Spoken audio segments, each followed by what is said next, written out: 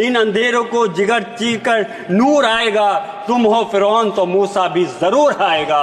Mob lynching, bulldozer चलाकर मुसलमानों के मकान गिराकर खुद भाजपा सरकार क्या देना चाहती है, लेकिन जब भारत में मुसलमानों की आर्थिक, सामाजिक, तालीम और मुसलमानों की सुरक्षा के सवाल पर यूएन में अमेरिका की अल्पसंख्यक रिपोर्ट हमारे देश पर उंगली उठाती है तो सरकार के लिए शोभा की बात नहीं है। आखिर उसके बाद भी मॉब लिंचिंग, बुलडोजर चलाकर मुसलमानों के मकान गिराकर खुद भाजपा सरकार क्या देना चाहती है। अलीगढ़ मुस्लिम यूनिवर्सिटी के लिए मैं बस अपनी बात को खत्म कर रहा हूँ। माननीय अध्यक्ष महोदय, अलीगढ़ में हमारे माननीय अध्यक्ष राष्ट्रीय अखिलेश यादव जी ने एक डेलीगेशन बना करके भेजा था और उसमें मैं गया था जहां पे मॉब लिंचिंग हो गई। और उनके अफसोस की बात यह कि मॉब लिंचिंग होने के बाद कि फिर वहां के भारतीय जनता पार्टी के लोग उनके जिन्होंने मॉब लिंचिंग की है उनको बचाने का काम करते हैं।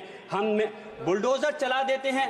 मैं कहता हूं बुलडोजर चलाने का काम, सजा देने का काम कार्यपालिका या व्यवस्थापिका का नहीं है, न्यायपालिका काम है। बस मैं अपनी बात खत्म कर रहा हूं शेर के साथ कि लश्कर भी तुम्हारा है, सरदार भी तुम्हारा है, तुम झूठ को सच लिख दो, अखबार भी तुम्हारा है।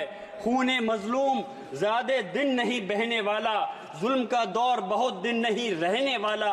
इन अंधेरों को जिगर चीर कर नूर आएगा। तुम हो फिरौन तो मूसा भी जरूर आएगा।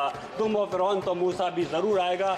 माननीय अध्यक्ष जी, मेरी दरखास्त है कि इस मॉब लिंचिंग और बुलडोजर की कार्रवाई को रोकने के लिए सरकार सख्त कदम उठाए और खासतौर से एजुकेशन के मसले पर, हमारे मुसलमानों के लिए एम्प्लॉयमेंट पर, रोजगार पर भी खासतौर से फोकस किया जाए।